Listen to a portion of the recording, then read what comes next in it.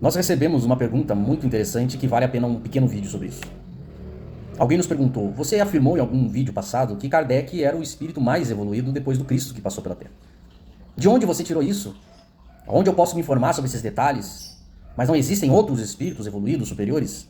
Esse foi o questionamento que a gente recebeu. Veja, primeiramente é muito interessante o comportamento do movimento espírita com relação a Kardec. Porque o Emmanuel pode dizer que existe alma gêmea, que desaconselha a evocação. O André Luiz pode falar que no mundo espiritual as pessoas tomam tiro, as pessoas têm doenças físicas, as pessoas precisam se alimentar. O movimento espírita como um todo pode dizer qualquer bobagem, que os espíritas aceitam, acham lindo e dizem que questionar isso é falta de caridade. Quando se trata de Kardec, aí não.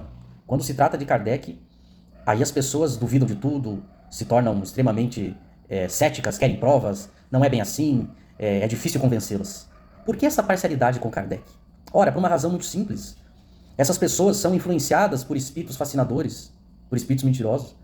Esses espíritos mentirosos as influenciam a ter antipatia e ceticismo por Kardec, por uma razão muito simples.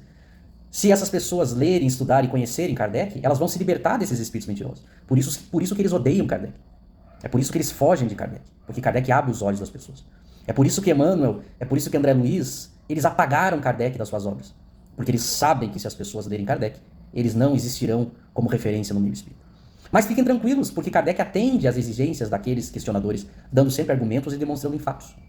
Ora, Kardec é o espírito mais evoluído por várias razões. Primeiro, porque o Livro dos Espíritos deixa claro que todo espírito que encarna vai ter um anjo guardião de uma ordem acima da sua.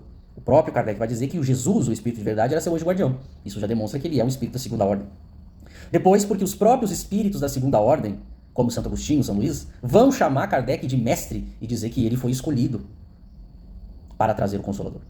Depois, porque o próprio Jesus vai se comunicar e fazer referência pessoal a Kardec como o espírito escolhido para trazer o Consolador à Terra. Como o apóstolo dele, que é ele que deve nos instruir. Isso é o Cristo propriamente que diz, numa mensagem do Evangelho segundo o Espiritismo. Ora, por que Jesus falaria isso? E também porque não escolheria o espírito mais competente. E por fim, porque ninguém fez o que Kardec fez, nem antes nem depois. Tudo isso mostra, e basta ler as obras e ler as revistas, para ver tudo isso que eu falei, isso tudo mostra que Kardec era um espírito superior, o mais evoluído depois do Cristo. Mas aí a pessoa vai dizer, mas não existem outros espíritos superiores? Sim, existem outros espíritos superiores como Kardec. Mas Kardec é o espírito que a gente conhece. Kardec é o espírito que realizou essa missão que a gente conhece. Então ele tem o mérito e a gente deve seguir, respeitar e adorar ele. Da mesma forma que existem outros espíritos puros como Cristo.